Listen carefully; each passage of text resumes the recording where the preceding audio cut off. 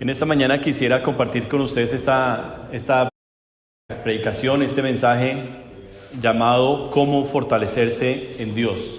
¿Cómo fortalecerse en Dios?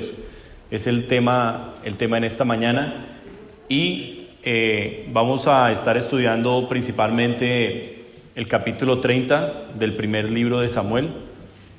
Primero de Samuel, capítulo 30, vamos a estar estudiando allí este pasaje y aprendiendo varios principios. Y vamos a comenzar leyendo este versículo, el versículo 6, que es como la parte central.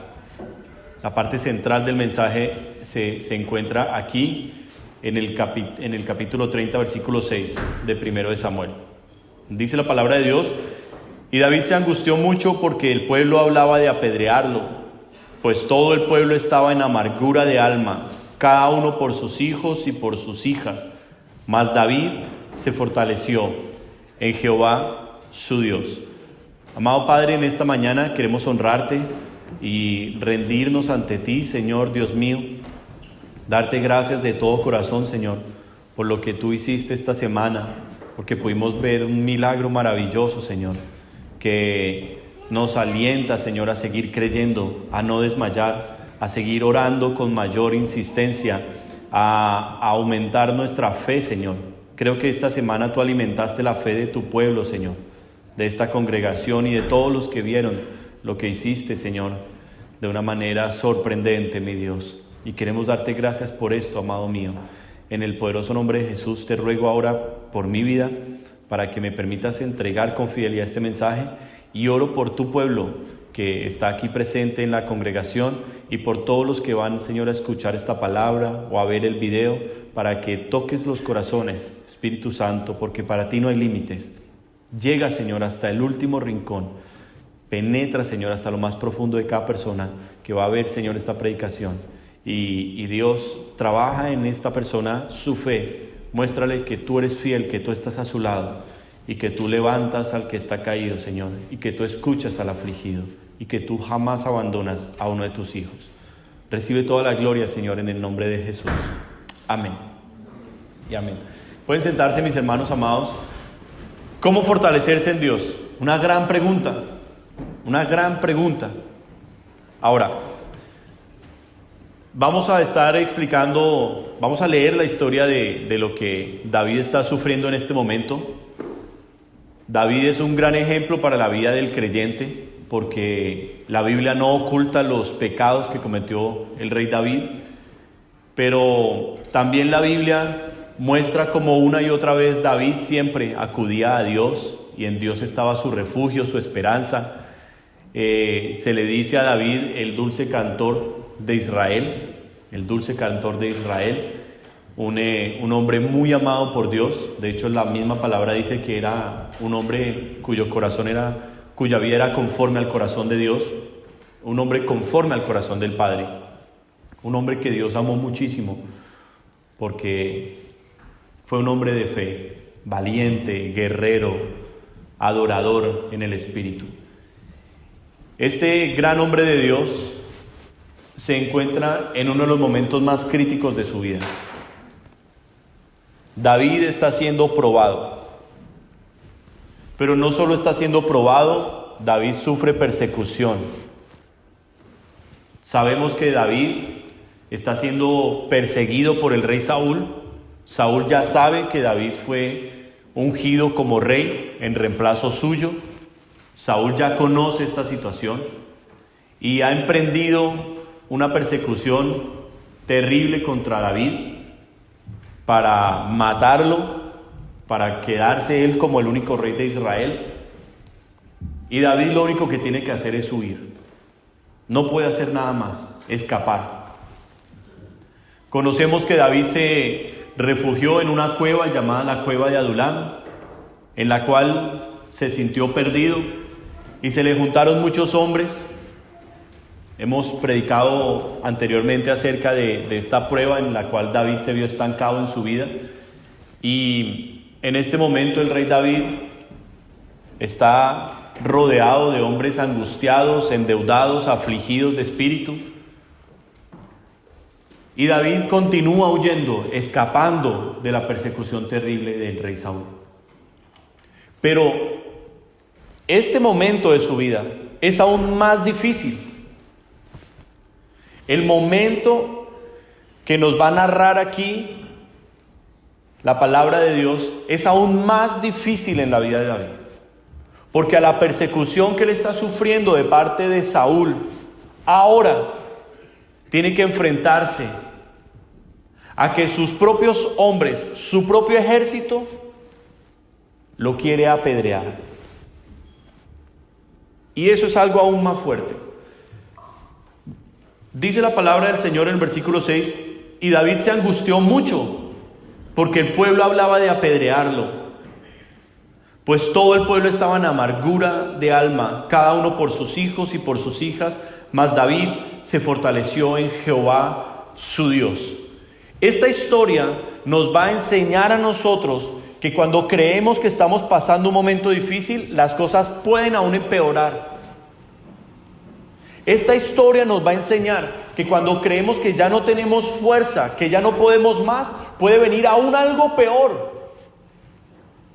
De alguna manera pensaríamos que por ser hijos de Dios, si estamos en un momento difícil, el hecho de estar sufriendo, de estar dolidos o de estar derribados o caídos en la fe, puede hacer que Dios se mueva a misericordia y pueda que la misericordia de Dios sea la que nos levante.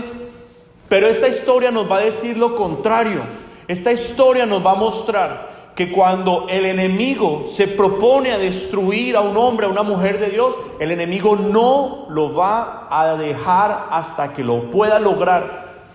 El diablo no te va a quitar la mano de encima, hermano o hermana, hasta que te vea acabado. Si hay un ser que no tenga misericordia, es el enemigo. Y debemos abrir los ojos y entender que estamos en un mundo en el cual Satanás gobierna, en el cual el reino de las tinieblas es muy fuerte, muy poderoso, y está en busca de apagar la luz del evangelio que en ti hoy está encendida. Ese es el objetivo del diablo. Y vamos a ver cómo cristianos, cómo podemos aprender a enfrentar esta batalla espiritual, cómo debemos nosotros reaccionar ante el desafío que el enemigo nos plantea día a día, y cómo nosotros podemos acudir a Dios en todo momento, porque Él va a estar atento a nuestra oración y dispuesto a ayudarnos y a socorrernos. ¿Cuántos dan gloria a Dios? Vamos a leer a partir del versículo 1 y vamos a entrar en la historia para que sepamos bien todos de qué estamos hablando. Dice el versículo 1: Cuando David y sus hombres vinieron a Siclag al tercer día, los de Amalec habían invadido el Negev y a Siclag, y habían asolado a Siclag y le habían prendido fuego, y se habían llevado cautivas a las mujeres y a todos los que estaban allí, desde el menor hasta el mayor, pero a nadie habían dado muerte, sino se los habían llevado al seguir su camino. Vino pues David con los suyos a la ciudad, y he aquí que estaba quemada, y sus mujeres y sus hijos e hijas habían sido llevados cautivos. Entonces David y la gente que con él estaba alzaron su voz y lloraron, hasta que les faltaron las fuerzas para llorar. Preste la atención en qué tipo de dolor y de sufrimiento se encontraban. La Biblia describe que lloraron hasta que les faltaron las fuerzas para llorar. Dese cuenta el sufrimiento de esta gente, hasta dónde llegó su dolor. Las dos mujeres de David, Ahinoam jezreelita y Abigail, la que fue mujer de Nabal, el de Carmel, también eran cautivas. Y David se angustió mucho, porque el pueblo hablaba de apedrearlo, pues todo el pueblo estaba en amargura de alma, cada uno por sus hijos y por sus hijas. Mas David se fortaleció en Jehová su Dios. ¿Qué es lo que tiene a David en este momento difícil de su vida? Una gran derrota. David no solo está huyendo del rey Saúl. David se metió en territorios enemigos. Para poderse escapar de Saúl, David tuvo que irse para donde los filisteos. ¿Alguno se acuerda de aquella gran batalla, gran victoria que tuvo David cuando era apenas un jovencito con el gigante Goliat? ¿Alguno recuerda de qué ejército era ese gigante Goliat? De los filisteos, enemigos de Israel. Y David, en su amor y en su pasión por Dios, en su fe, enfrentó ese ejército él solo y derrotó al gigante. Pero se hizo aborrecible a los ojos de los filisteos. Pero en este momento de su vida, David, debido a la persecución que sufre por parte de Saúl, tiene que esconderse. Y no hay lugar en Israel que sea seguro para David.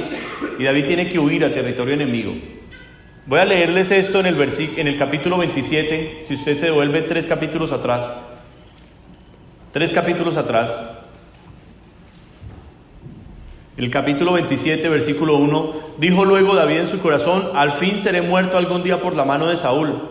Nada, por tanto, me será mejor que fugarme a la tierra de los filisteos, para que Saúl no se ocupe de mí y no me ande buscando más por todo el territorio de Israel, y así escaparé de su mano. Se levantó pues David y con los 600 hombres que tenía consigo se pasó a Aquís, hijo de Maoc, rey de Gat. Y moró David con Aquís en Gat, él y sus hombres, cada uno con su familia. David con sus 2 mujeres, Ahinoam, jezreelita, y Abigail, la que fue mujer de Nabal, el de Carmel. Y vino a Saúl la nueva de que David había huido a Gat y no lo buscó más. En territorio enemigo tiene que ir a esconderse David. Está con su ejército, está con su familia. Cada hombre de su ejército, cada uno de los 600 hombres, está con sus mujeres e hijos. O sea, estamos hablando de una población grande que están con David. David se presenta a uno de los 5 reyes en los filisteos, en Filistea. Entre los filisteos había 5 principales príncipes o reyes, y uno de estos era Aquís. Y David va y se presenta allí. No era la primera vez que David veía al rey Aquís. Ya había tenido que escaparse en otra ocasión David a territorio de los filisteos, a territorio de Gad. Y ya había estado frente al rey Aquís en otra ocasión. En la primera ocasión en que David estuvo frente al rey Aquís, David se fingió loco. David dejó escurrir la saliva sobre su barba. Se alborotó toda su apariencia y parecía demente. Y la expresión en ese momento de Aquís fue decir: no hay suficientes locos en Filistea como para que ahora me traigan otro loco más de Israel.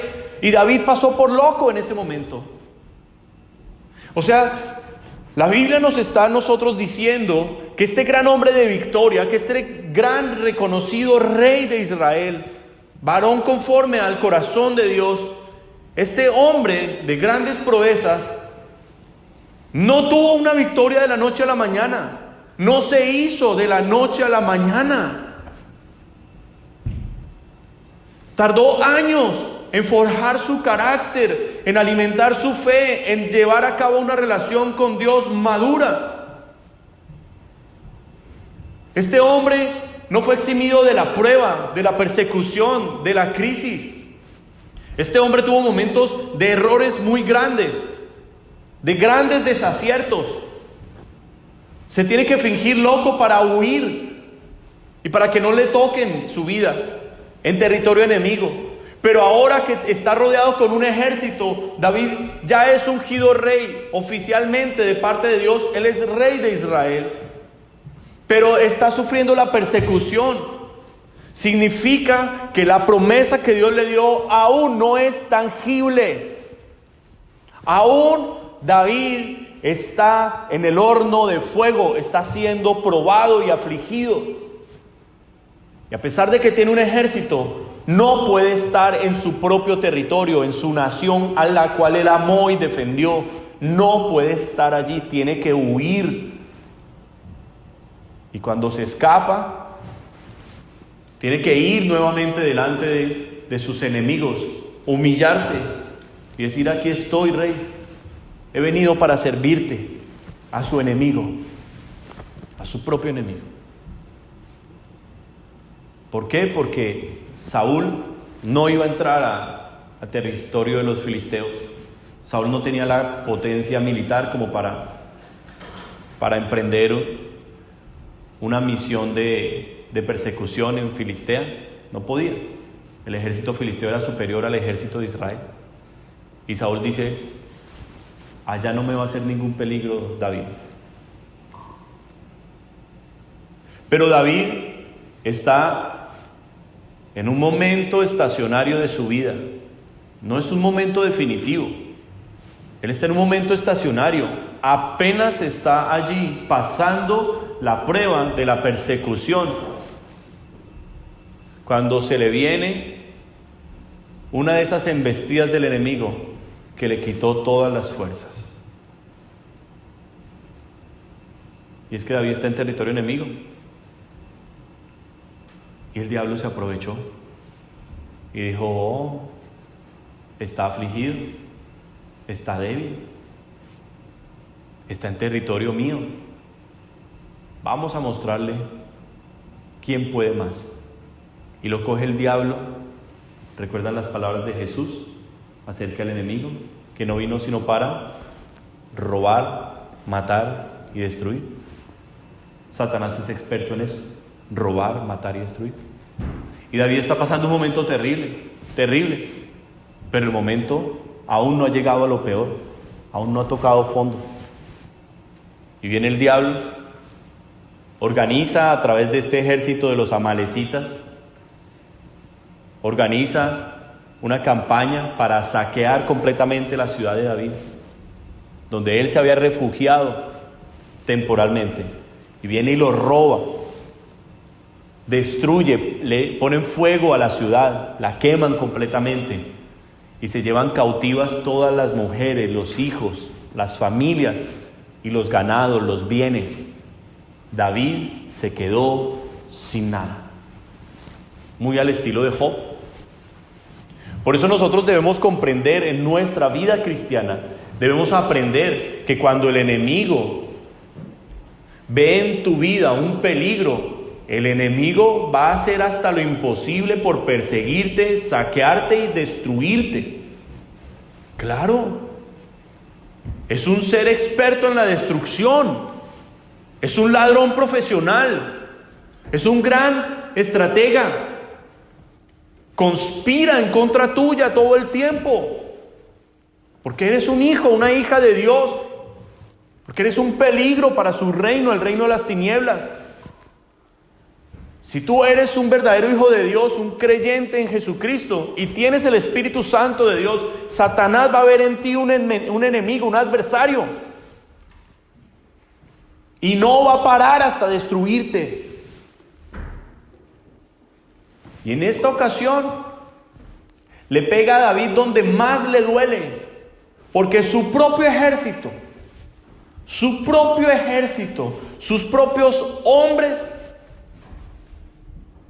están tan afligidos que lo están mirando a él y están pensando en apedrearlo.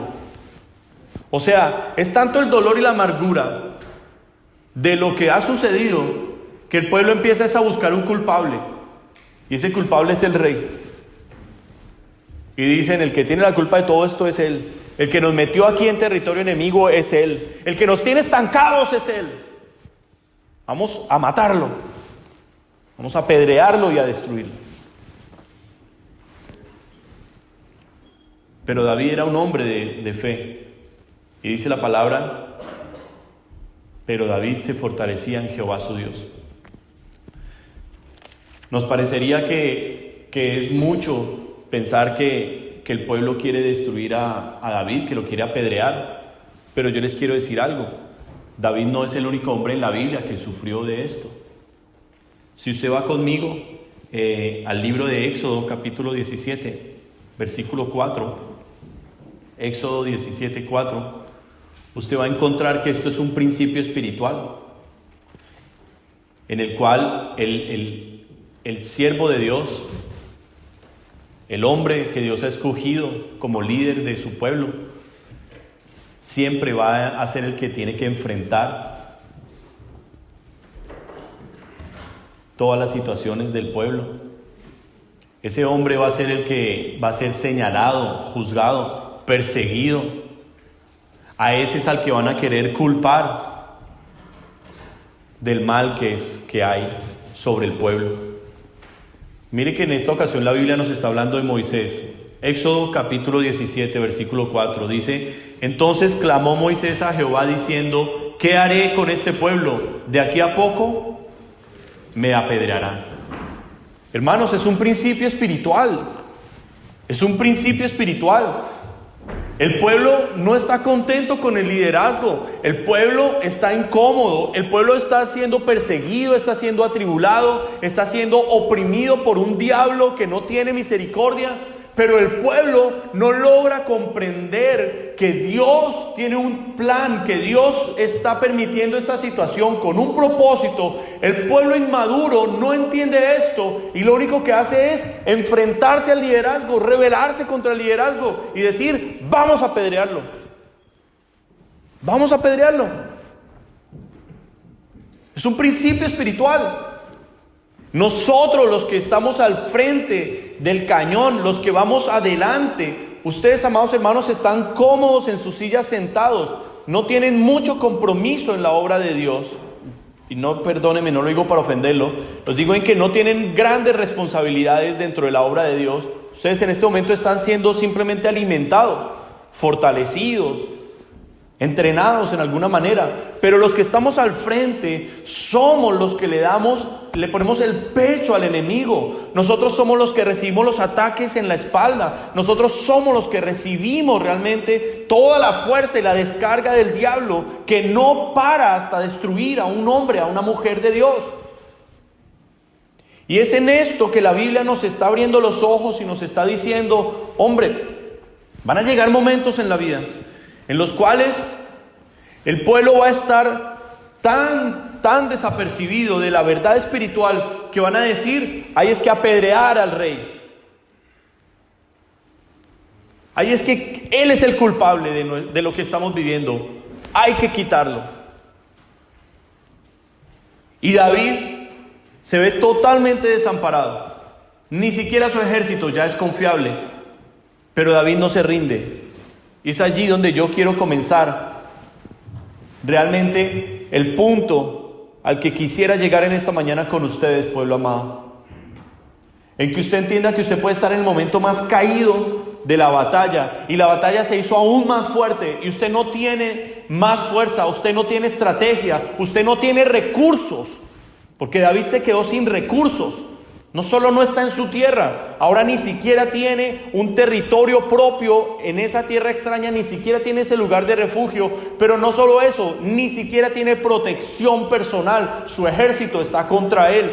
Pero en el momento en que David no tiene ningún recurso, David va al mayor y más poderoso de todos los recursos, el Dios de la Biblia. Y fíjese como dice el versículo 6, dice al final: mas David se fortaleció en Jehová, su Dios. O sea, le atribuye un tono personal a Dios en la vida de David. Jehová era el Dios de David. El Dios de la Biblia era el Dios de David. Tú eres mi Dios y yo te alabaré. Una expresión típica de David. Tú eres mío y yo soy tuyo. Esa intimidad, ese sentido de pertenencia, es lo que hace que David en el momento más difícil coja fuerzas y comience a levantarse. Ahora, hemos visto este principio en la Biblia, en diferentes hombres y mujeres de Dios, de cómo tener fe en un momento. Pero lo escuchamos esta mañana en el testimonio de mi hermano Jorge. En el momento difícil, a la mayoría de personas se les olvidan las promesas que Dios hizo. En el momento de la prueba, en el momento de la aflicción, de la persecución, en el momento más crítico, a la gente se le olvida que un día Dios le habló. Y pueda que hasta Dios le hubiera advertido que iba a llegar ese momento.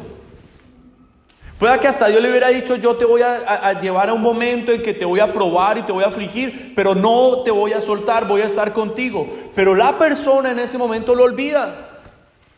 Dice la palabra en el libro de Eclesiastés que la opresión espiritual, el ataque del enemigo, la confusión que el diablo trae sobre una persona, dice: la opresión hace entontecer al sabio. Significa que hay momentos en que nuestra mente ni siquiera va a funcionar bien, porque el enemigo nos tiene así. Es en ese momento donde debemos recordar esta clase de predicaciones. Recordar que debemos hacer uso de la oración, que debemos hacer uso de la alabanza, que debemos recordar versículos que han alimentado nuestra vida en ese momento. ¿Cuántos dicen amén? David había escrito muchos salmos hasta ese momento, y yo quiero invitarlos a ustedes a uno de los salmos que ya David había escrito, para que ustedes comprendan cómo David se fortaleció en la fe. Mire lo que dice el Salmo 27:14. Salmo 27:14. En un discipulado nos pusimos como tarea a memorizar el Salmo 27. Yo espero que todavía lo sepan de memoria. El versículo 14 dice: aguarda a Jehová, esfuérzate y aliéntese tu corazón, sí, espera a Jehová. Entonces David sabía que en el momento en que parece que ya no hay nada que hacer, que ya no hay solución, David sabía esperar en Dios. David sabía esperar en Dios. David entendía que Dios hacía una promesa, pero que Dios esperaba que nosotros confiáramos en esa promesa. O sea, las circunstancias se ven totalmente negativas. Parece que ya no tienes nada que hacer, pero hay una promesa de Dios. Hay una palabra que Dios habló, hay algo que Dios dijo que iba a hacer, y tú no te mueves. De hecho, dice la palabra también en uno de los salmos que David escribió, que los que confían en el Señor son como el monte de Sión, que no se mueve. Nuestra fe, nuestra confianza es inamovible. No importa la circunstancia, tú no puedes dudar de quién es Dios. Él tiene el poder, algo va a hacer. ¿Cuántos dicen amén? Amada iglesia, este es un mensaje de fe. Este es un mensaje que Dios me dio para que tú abras tu corazón y comiencen a salir una cantidad de cadenas y ataduras que has tenido en tu vida por incredulidad, por duda, por desconocimiento. Por tanto, en este mensaje tú vas a tener que decir amén muchas veces y apropiarte de cada palabra, apropiarte de cada promesa. Mi familia pasó por un momento de prueba en su fe muy fuerte, pero ellos no tienen la victoria aún. Ellos tienen la tierra prometida allá al frente. Aún están en el desierto. No han llegado a la tierra prometida. ¿Y cuántos aquí en la congregación puedan estar a punto de ser probados por Dios y de entrar en un campo de batalla cara a cara con el enemigo? ¿Hay algún hermano en la congregación en esta mañana que diga: pastor, yo he sentido en mi corazón el deseo de meterme con Dios y estoy sintiendo el llamado de servir a Dios? ¿Hay alguien que tenga eso en su corazón en este momento? Que diga: Dios, siento que me está llamando, siento que el Señor me está trayendo a levantarme realmente en mi relación con Dios y a meterme con Dios y a servirle. ¿Hay alguien en la congregación que tenga eso en su corazón en este momento? Si aún no lo hay, va a llegar. Va a llegar, porque ustedes fueron escogidos por Dios para esto. Ustedes fueron escogidos por Dios para esto.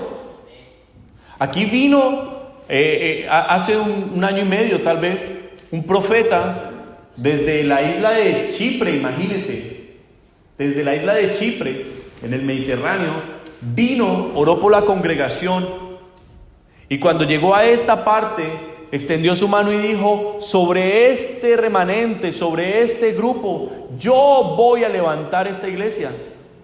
Y los que Él señaló son los que hoy yo veo sentados en sus bancas.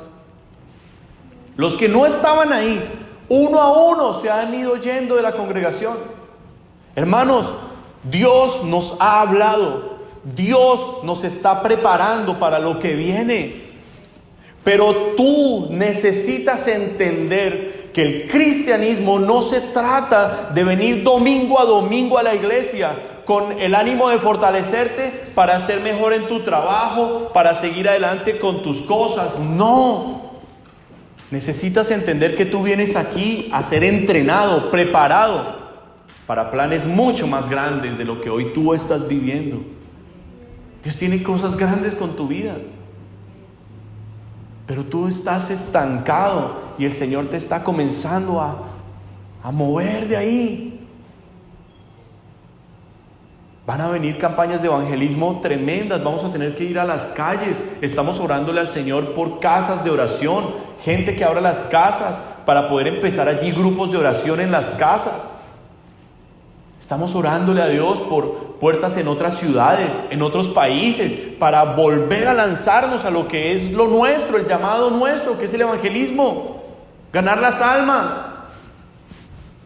Si en algo se estancó esta iglesia, fue en comenzar a recibir gente de otras iglesias, y se nos llenó esta iglesia de una cantidad de religiosos que parecía que ya todos teníamos una camándula y repetíamos las mismas cosas una y otra vez. Y por eso Dios nos ha sacudido y ha dicho: no, hay un propósito con ustedes. Yo no sé quién lo pueda creer, yo lo creo. David sabía esperar en Dios. Y fíjese, regrese conmigo al capítulo 30, fíjese lo que David comienza a hacer.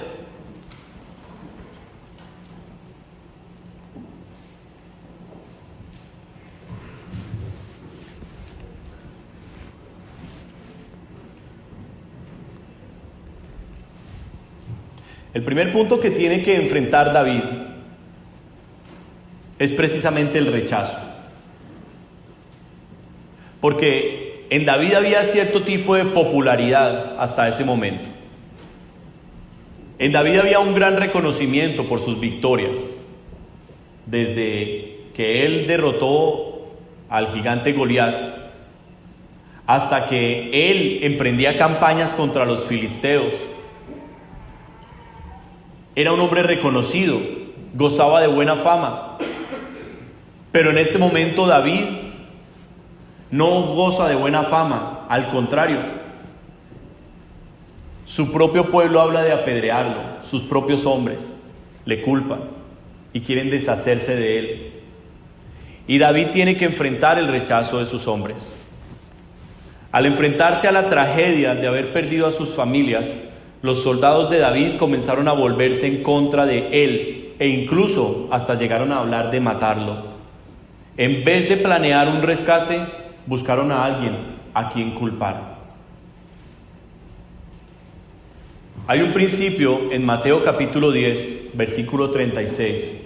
Es un principio que Jesús mismo nos enseñó. Y es que Jesús nos dijo que los enemigos del hombre serán los de su casa. Entonces, David, lo primero que necesita enfrentar es el rechazo de su propia gente. Y para tú enfrentar el rechazo de la gente, para tú enfrentar la incredulidad en tu familia, en tu grupo que te rodea, aún en tu congregación, para tú enfrentar la incredulidad, el rechazo o la crítica o la queja o la acusación que te estén lanzando, para eso tú necesitas afirmarte en tu relación con Dios. Tú necesitas volver a las promesas que Dios te ha hecho. Tú necesitas recordar una y otra vez en oración: no, Señor, tú me llamaste a esto, Dios. Yo estoy creyendo, yo estoy marchando, yo no estoy solo, tú estás conmigo. Yo soy simplemente tu siervo que estoy haciendo lo que tú me mandas a hacer. Y debes alimentar tu fe recordando las promesas que Dios ha hecho en tu vida. ¿Cuántos dicen amén? La gente finalmente un día te va a dar la espalda. Muchos confían en su relación matrimonial, en la pareja que tienen. Hay momentos, los casados lo sabemos, hay momentos que nuestra propia pareja es la que se opone y dice, no, yo no creo, eso no es así. Y el obstáculo es tu propia pareja, en quien tú te has fortalecido, quien te ha brindado alegría y apoyo en muchos momentos. Así es que nuestro refugio está en Dios, nuestra fuerza está en Dios. Es Él quien nos da la alegría necesaria para seguir adelante. Es Dios quien nos trae la paz. Es Dios quien nos provee los recursos. ¿Cuántos dicen amén? Es Dios el que nunca falla. Entonces David comienza a organizar su pensamiento. Recuerde, David está solo, sus hombres están en su contra. Pero David comienza a organizar su pensamiento. ¿Y qué hace David? Mire, después de que él se angustia mucho, en el versículo 7 dice: y dijo David al sacerdote Abiatar, hijo de Ahimelech: yo te ruego que me acerques el éfod. Y Abiatar acercó el éfod a David. Y David consultó a Jehová, diciendo: ¿perseguiré a estos merodeadores? ¿Los podré alcanzar? Y él le dijo: síguelos, porque ciertamente los alcanzarás, y de cierto librarás a los cautivos. Mira el principio tan importante que estamos aprendiendo aquí en la palabra de Dios. David esperó, David no se desesperó. ¿Estaba angustiado? Por supuesto que estaba angustiado. Y dice la Biblia, se angustió mucho. Pero en ese momento de angustia, en ese momento difícil, David no pierde su capacidad de raciocinio. Y David dice: ok, estoy metido en este problema, no tengo recursos, no tengo hombres, necesito consultar a Dios, porque nos acabaron de robar, nos dejaron sin nada. Pero si yo voy a perseguir ese ejército y mis hombres están en contra mía, tal vez en el camino ellos me van a apedrear. Tal vez los merodeadores nos van a ganar la batalla porque el pueblo está desanimado. Así es que David no se lanza, como en otros momentos lo hubiera podido hacer, a pelear inmediatamente, porque David no tiene ejército. Su ejército está en su contra. Pero David se pone a meditar y dice: yo sé lo que debo hacer. Voy a consultar a Dios. Señor, ¿debo perseguir a estos merodeadores? Y viene la respuesta de Dios. Dios siempre va a responder. ¿Qué es lo que sucede muchas veces en nuestra vida? ¿Por qué no tenemos una respuesta de Dios? Porque pedimos sin fe. Es más, nos lanzamos en la aventura sin haber consultado a Dios. Y a mitad del camino estamos mal porque hicimos algo fuera de la voluntad de Dios y decimos: Señor, ¿qué hago? ¿En qué estoy metido? Y comienzan las voces del enemigo a bombardear tu mente, tus pensamientos, a decir: Dios no está con usted, Dios se olvidó de usted, esto es su error, aquí Dios lo va a dejar hundirse para que aprenda la disciplina de Dios, Dios lo está castigando, Dios lo desamparó. Y está uno solo desprotegido. ¿Por qué? Porque la única voz que tenía que escuchar antes de empezar el camino, no la escuchó. Se lanzó en la aventura. No así sucedió con David. Antes de moverse, consultó a Dios. Y Dios le dijo: sí, síguelos, los vas a alcanzar y vas a recuperar todo. Pregunta: ¿qué más necesitaba David si ya tenía una respuesta de Dios? Así es que se forja la fe. Con la palabra de Dios, con una palabra de Dios. No que es que yo creo, que es que a mí me va a ir bien porque es que yo estoy haciendo las cosas. No. Tú por ti mismo no vas a lograr nada en la tierra. Nada. Tu mayor proyecto se puede derribar delante de tus ojos. Porque Jesús nos lo dijo muy claramente: separados de mí nada podéis hacer.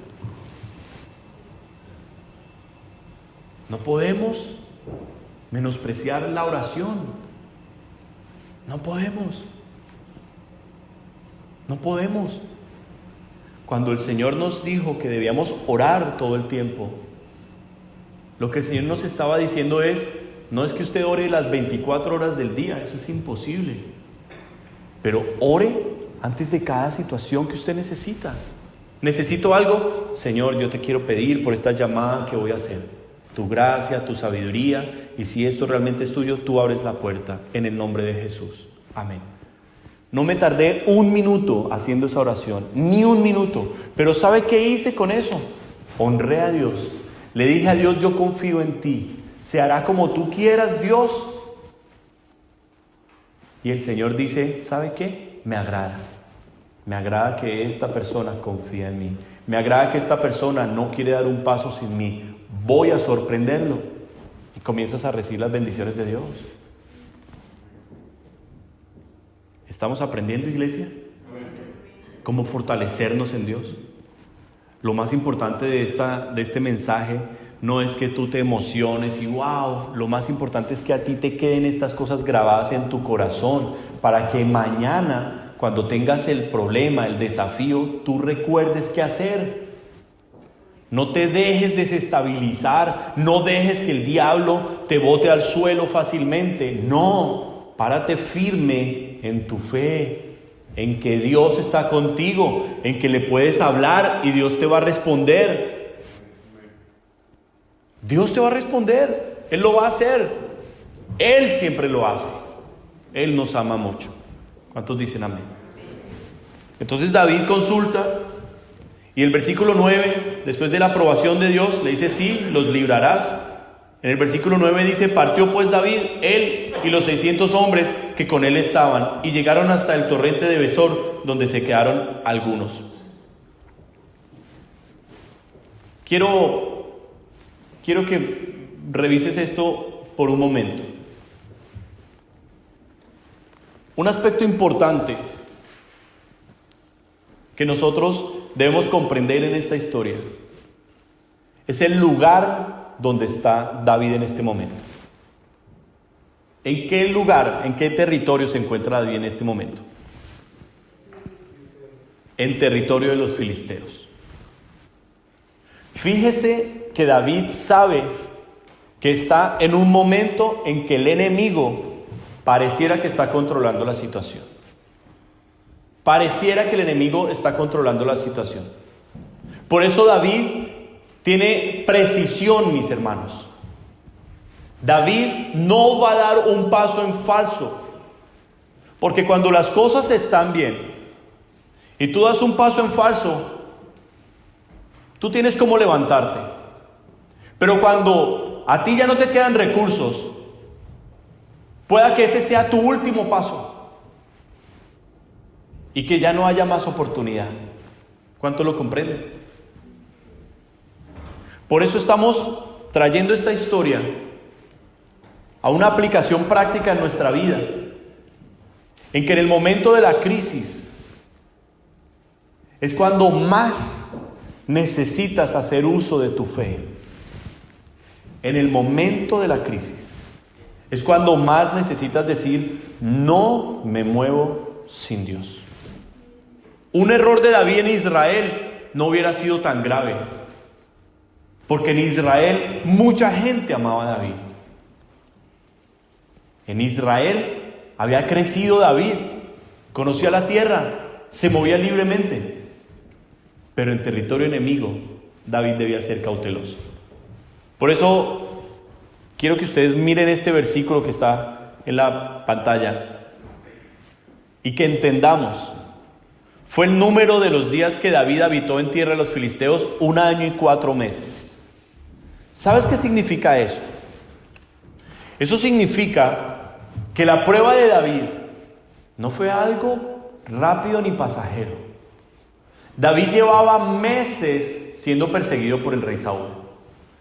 David ya llevaba un tiempo huyendo, escapando del rey Saúl. Pero cuando se refugia en el territorio enemigo, él no se refugió allí unos días ni un par de semanas. 1 año y 4 meses. Esto nos habla de que la opresión del enemigo, la persecución, la crisis en tu vida Pueda que no dure un par de días ni un par de semanas. Pueda que dure un tiempo. Y tú debes entender que estás allí, en ese lugar espiritual, donde el enemigo está listo para darte la última estocada. Donde el enemigo va a lanzar su último golpe para destruirte por completo. Así es que es ahí donde tú necesitas hacer uso de los recursos que tienes con Dios, de tu paciencia, de tu perseverancia, de no ser inconstante, de no desmayar con facilidad. ¿Cuántos dicen amén? Una gran promesa se iba a perder si David daba el paso equivocado. Así es que, regresando a la historia, dice que David partió, en versículo 9. ¿Con cuántos hombres va David en ese momento? Va con 600. Pero recuerda que David no había querido salir a la persecución sin antes consultar con Dios. ¿Sabe por qué? Por eso que nos dice el versículo 9. Porque ya en ese punto 200 hombres se cansaron.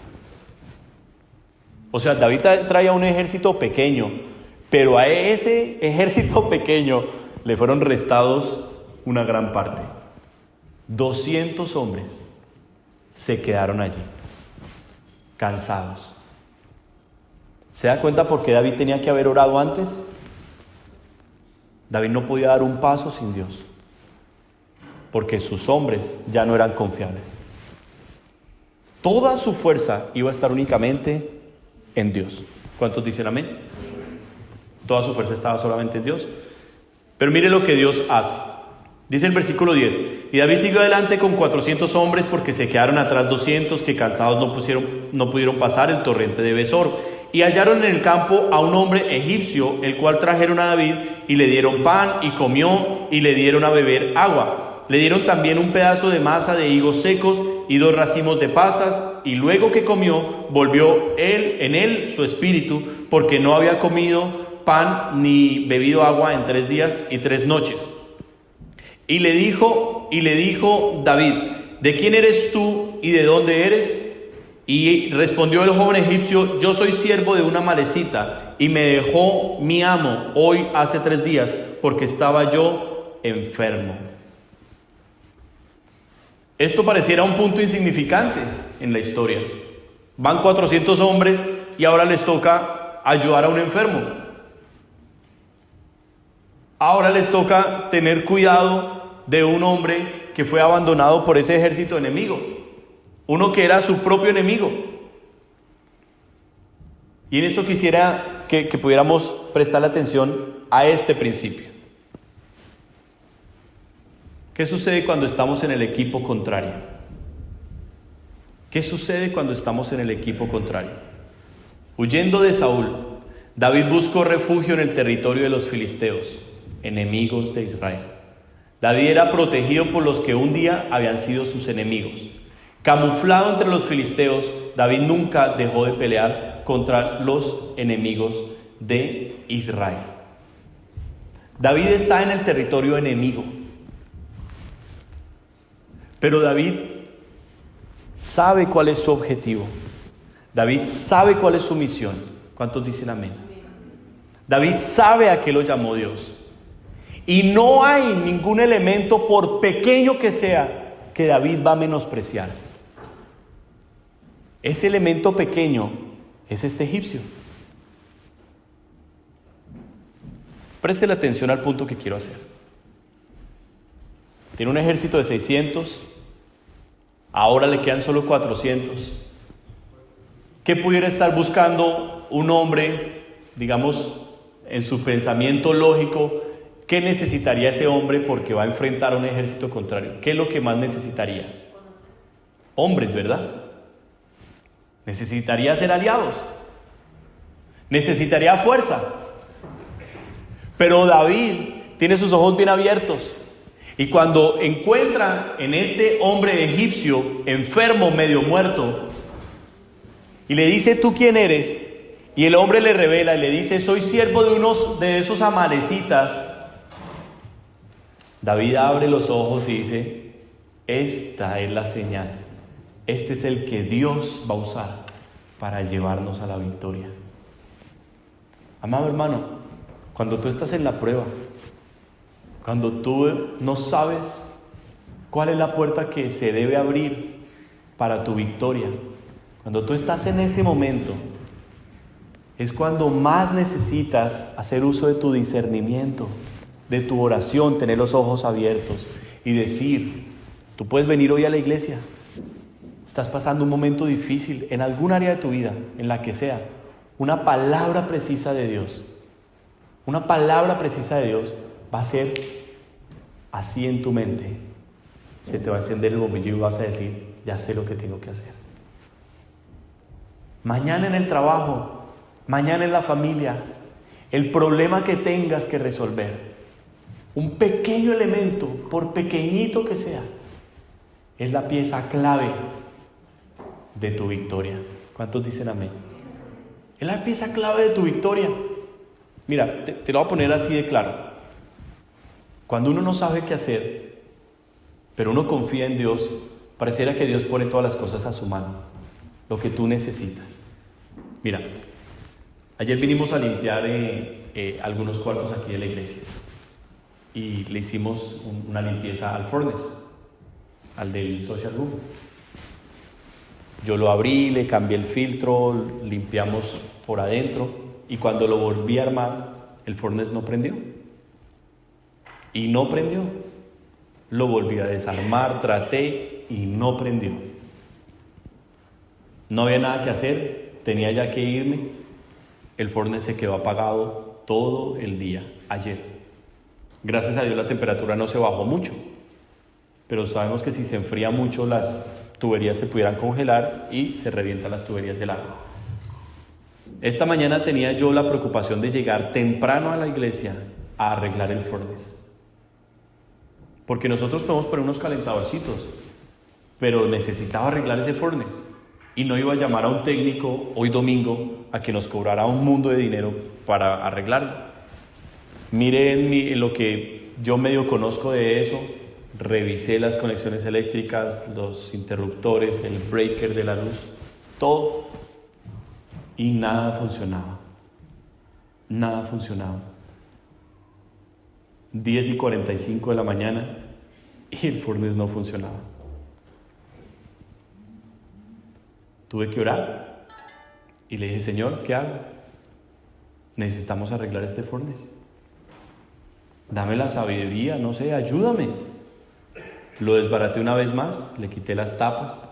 Algunos furnaces, cuando usted le quita la tapa, se apaga inmediatamente porque tiene como un interruptor. Le quité, revisé los interruptores y yo decía: no me doy, voy a tener que llamar. Cuando no sé por qué razón miré así en el piso y había una piecita así de chiquita, así de grande, negrita, que era la que encajaba en el switch cuando uno quita la tapa. Estaba ahí apenas puesta a mi lado. Y yo la cogí, la miré y sin saber lo que estaba haciendo la metí y el furnace... Yo no sé cómo esté la fe de ustedes, pero yo creo que el Señor me puso esa pieza ahí al lado, como diciéndome: póngala ahí para que le funcione. Eso le sucedió a David en esta historia. Un hombre enfermo, moribundo, y él por su bondad, él por su buen deseo, porque era un hombre con un corazón recto para Dios, este hombre quiere ayudar a un hombre del ejército enemigo. Imagínense el principio que David nos está enseñando acá, ayudando a un hombre del ejército enemigo, y esa ayuda hizo que este hombre les revelara la ubicación donde estaba el ejército enemigo, con todo el botín, con todo lo que les habían robado. Por eso cuando nosotros estamos en la batalla, lo que más necesitamos hacer uso es del discernimiento que Dios nos dio, tener el oído abierto a una palabra de Dios. ¿Qué le quiero decir? No venga a la iglesia a dormirse. No lea la Biblia con la idea de que usted simplemente la tiene que leer. Busque con expectativa una palabra de Dios. Añore una respuesta de Dios y usted la va a recibir. Añórela. Y es ahí donde Dios le va a dar un pequeño elemento. Y ese pequeño elemento le va a llevar a otro y a otro. Y cuando menos se imagine, usted está caminando hacia la victoria. Así trabaja Dios. A veces queremos que todo se resuelva inmediatamente. No. Muchas veces Dios simplemente quiere trabajar en nosotros ese proceso de ir despacio, de ir atento a cada elemento que Dios me da.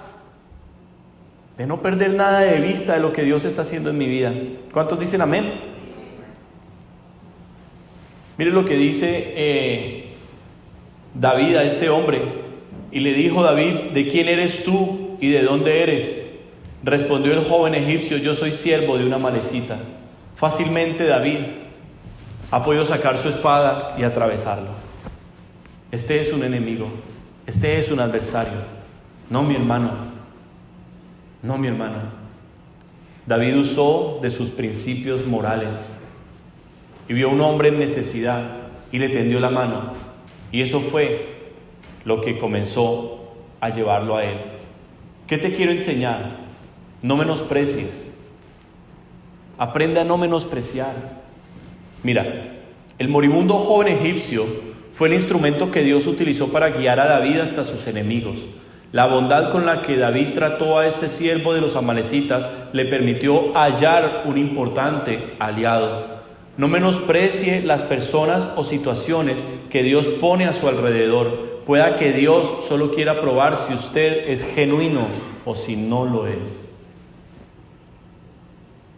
En ese momento David hubiera visto en él un peligro, alguien insignificante. ¿Qué te quiero decir con esto? Mañana, cuando sientas en tu corazón hablarle de Dios a una persona, no le menosprecies. Háblale. Pueda que tú no sepas aún versículos, que tú no tengas muy claro cómo compartir el evangelio, pero tú le puedes decir algo de Dios a esa persona. Y no menosprecies lo que Dios va a hacer con tu testimonio. Si tú ves a alguien al lado tuyo enfermo, díselo. ¿Puedo orar por ti? Yo he visto milagros y he visto cosas lindas en la vida, en mi vida y en la vida de otros. ¿Me permites orar por ti? Y ora. No menosprecies las oportunidades que Dios te está dando para compartir el evangelio, para compartir tu fe. No menosprecies la oportunidad, no menosprecies el poder de Dios y no te menosprecies a ti. ¿Cuántos dicen amén? Vamos a leer el versículo 18 y 19. Dice: y libró David todo lo que los amalecitas habían tomado, y asimismo libertó David a sus 2 mujeres. Y no les faltó cosa alguna, chica ni grande, así de hijos como de hijas, del robo y de todas las cosas que les habían tomado. Todo lo recuperó David. ¿Qué te enseña eso? ¿Quién tiene el control de la situación? ¿El enemigo o Dios? Dios es el que tiene el control. Dios fue el que puso cada uno de los elementos en el camino de David. Dios permitió que se cansaran 200 hombres para ver si la confianza de David estaba en su ejército de 600 o si la confianza de David estaba en Dios. ¿En quién estaba la confianza de David? En Dios. Por eso se quedan los 200 y David dice: seguimos adelante. Pero Dios le puso un elemento insignificante delante del camino de David. Y ese pequeñito elemento fue el que desató la victoria. Dios tuvo siempre el control de la situación. David aprendió a esperar en Dios. David aprendió a consultar a Dios. David aprendió a tener sus ojos abiertos, a aprovechar lo que venía, a no perder de vista su objetivo. David no perdió de vista el objetivo. Déjame preguntarte en esta mañana: ¿cuál es tu objetivo, amado hermano, amada hermana? ¿Cuál es tu objetivo? ¿Llegaste a Canadá con el objetivo de cumplir el sueño americano? ¿Ese es tu objetivo en la vida? ¿El sueño americano? ¿Casa y éxito? ¿Ese es tu objetivo en la vida? No vivas por cosas tan insignificantes. ¿Cuál es tu objetivo? Porque el mío es glorificar a Dios con mi vida. Mi objetivo es ser útil en las manos de Dios. Mi objetivo es cumplir el propósito que Dios tiene conmigo, de predicar su palabra, de llevar salvación a los perdidos. Mi objetivo es ser un peligro para el diablo. ¿Sabes? Cuando veníamos de Toronto a London nuevamente, con semejante victoria, todas las maletas iban en mi camioneta, todas. Mi camioneta iba llena de maletas y nosotros no lo podíamos creer. Yo no podía parar de llorar. Y lloraba y lloraba y lloraba y lloraba, dándole gracias a Dios. Y yo le decía en medio de las lágrimas a mi esposa, le decía: Satanás me odia, sí, pero a mí no me importa porque mi Padre me ama. Y Dios me ama mucho. Y por eso, por dura que sea la prueba, amada iglesia, esta iglesia está siendo probada. Esta iglesia está siendo perseguida. Sí, mi hermano, el diablo nos quiere dar con todo y acabarnos. ¿Usted cree que esta palabra yo la estoy trayendo solo como para resaltar lo que Dios hizo, el milagro con mi familia? No, esta es una palabra que Dios me dio para esta iglesia. El diablo está ensañado. El diablo quiere acabarnos y destruirnos. El diablo me los ha puesto a ustedes en mi contra. ¿Cuánta gente se fue de esta iglesia hablando mal de mí? Hasta el día de hoy siguen hablando y dicen: ay, me voy de la iglesia porque es que el pastor no cambió. Es que el pastor sigue siendo terrible. O sea, yo soy el enemigo de la película. Yo soy aquí el malo de la película y por culpa mía es que la gente se va. Dios es la fortaleza de esta iglesia. Dios es la esperanza de este ministerio. Mi fuerza no está en la gente, en que haya mucha o que haya poca. Mi fuerza no está en que haya dinero o no lo haya. La economía de la iglesia está peor que nunca, mis hermanos. Pero mi esperanza no está en eso. Mi esperanza está en las promesas que Dios habló. ¿Cuál es ese pequeño egipcio enfermo que David se encontró en el camino? Ese pequeño egipcio enfermo es tal vez alguno de ustedes, mi hermano, que usted vino a la iglesia hoy cansado, desanimado, aburrido, que vino peleando con el sueño, batallando con sus pensamientos. Claro, pero a mí Dios me pide que lo alimente, que lo fortalezca, y usted va a ser uno de esos elementos que me va a llevar a la victoria. Por eso necesitamos trabajar juntos. Y necesitamos trabajar en un lenguaje de fe. No puedo ser yo el único que ora en esta iglesia. No puedo ser yo el único que cree en lo que la Biblia dice. Usted debe empezar a decir: el pastor nos enseña la Biblia, pero yo veo que la Biblia parece viva. Parece una historia como que la estamos viviendo hoy. Esa es la palabra de Dios. Es viva y es eficaz. Pero hoy yo le estoy pidiendo a usted que usted comience a entrar en ese nivel de fe, mi hermano. Que su propósito de esta tierra no sea otro más que glorificar a Dios. Que usted hoy comience a morir a lo terrenal. Que usted hoy comience a dejar que Dios sea el que vaya adelante y usted le siga. ¿Cuántos dicen amén? Mire lo que dice al final del versículo 19: y no les faltó cosa alguna. Todo lo recuperó David. Todo lo recuperó David. ¿No es eso lo que queremos, hermanos? Levantar esta iglesia nuevamente en la alabanza, en esos tiempos maravillosos que hemos tenido de alabanza en estos años, de levantar la fe, de volver otra vez a los milagros, a las sanidades, a las liberaciones. ¿No es eso lo que estamos persiguiendo, amada iglesia? ¿O qué es lo que estamos persiguiendo nosotros? ¿Éxito? ¿Alcanzar logros materiales? ¿Eso es lo que perseguimos? No. El reino de Dios, eso es lo que queremos aquí en esta iglesia. No sé cuántos puedan decir amén. Y decir: sí, pastor, eso es lo que yo estoy buscando. Yo estoy buscando el reino de Dios. Mira este principio, ya estoy terminando. La victoria, ¿de quién es? De Dios. ¿De quién es la victoria? De Dios. ¿Ustedes lo pueden creer? ¿De quién es la victoria? De Dios. Y nosotros con Cristo somos más que vencedores, dice la Biblia. De Dios no es la derrota. Dios no conoce una sola derrota. Dios no sabe lo que es perder. Dios sabe lo que es ganar. La victoria viene de Él. Por eso nuestra esperanza viene de Él. David mismo decía: alzaré mis ojos a los montes. ¿De dónde vendrá mi socorro? Mi socorro viene de Jehová, que hizo los cielos y la tierra. De Él es de quien viene nuestra victoria. La prueba no está diseñada para destruirnos, sino para fortalecernos. Al venir la tragedia de perderlo todo, David pudo entender que es mejor confiar en Dios que en los hombres. ¿Cuántos dicen amén? No, yo no los estoy escuchando. Es mejor confiar en Dios que en los hombres. David no tardó en consultar a Dios, y esta sabia decisión desató una poderosa victoria. Versículo 20. Tomó también David de todas las ovejas y el ganado mayor, y trayéndolo todo delante decían: este es el botín de David. ¿Tú te puedes imaginar ese momento, amada iglesia? Donde veamos matrimonios restaurarse en esta congregación, donde veamos parejas firmes amándose, donde veamos levantarse los primeros ministerios aquí en la iglesia.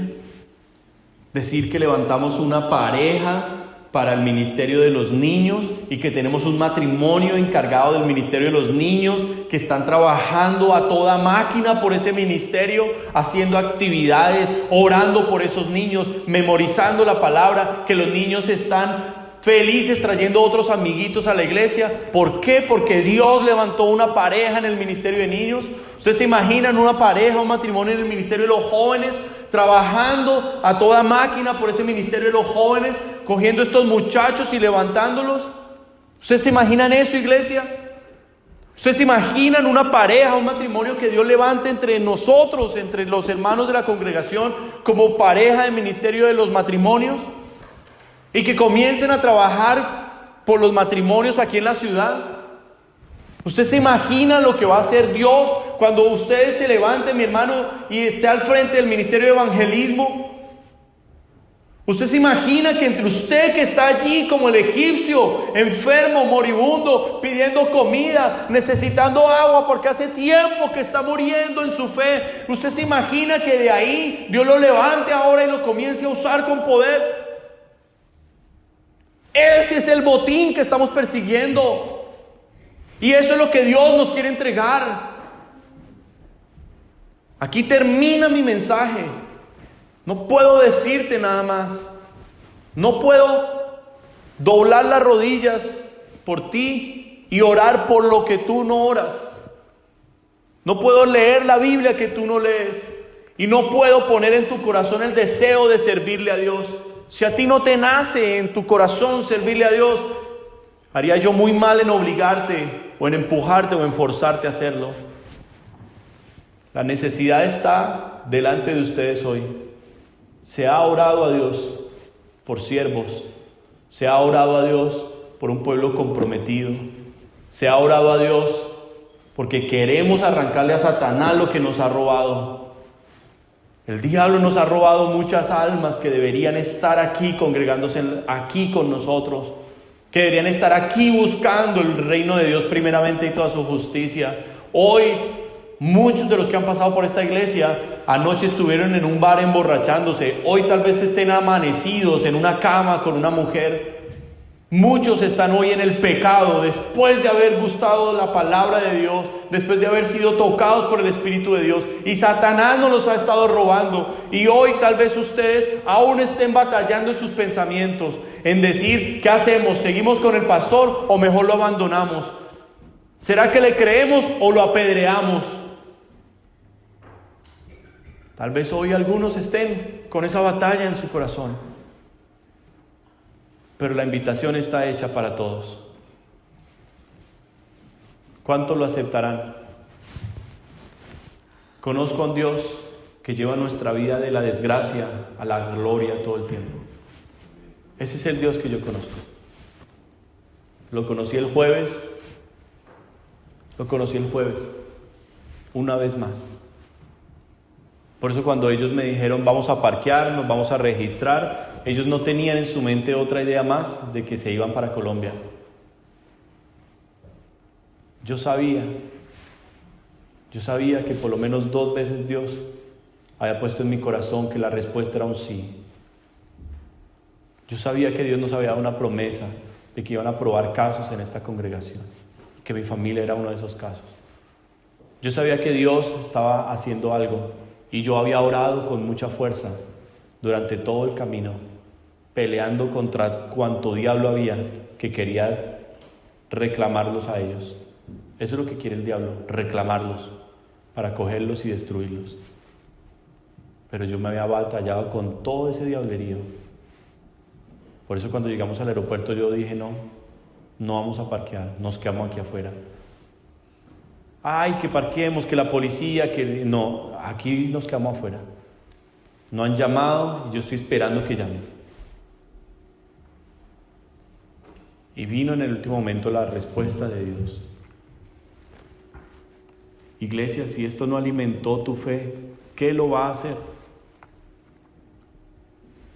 Muchos de ustedes a las 9 de la mañana fueron obedientes y cogieron ese mensaje que yo envié y oraron por ellos. Muchos de ustedes lo hicieron. O sea que esta batalla no fue solo mía. Usted también ayudó a batallar en la oración. Usted también creyó que Dios podía hacer algo. ¿No le parece, iglesia, que esto es apenas un pequeño elemento que Dios nos está diciendo, hay mucho más que viene en camino? Si se unieron a orar por esto, ¿por qué no se unen a orar por los ministerios en la iglesia? ¿Por qué no se unen a orar por los jóvenes en la iglesia? ¿Usted no cree que entre estos jóvenes que hoy están, Dios puede levantar un gran predicador? ¿Usted no cree que hoy puede levantar Dios entre ustedes gente grande de Dios? Yo sí lo creo. Yo sí lo creo, iglesia. Lo que era una verdadera tragedia, Dios lo convirtió en una gran victoria. De las lágrimas y de la desgracia, pasaron rápidamente al triunfo y la celebración. No se deje apagar su fe. Nunca es demasiado tarde para recibir la bendición de Dios. Usted solo debe creer y marchar hacia la victoria. Vamos a ponernos de pie, vamos a orar.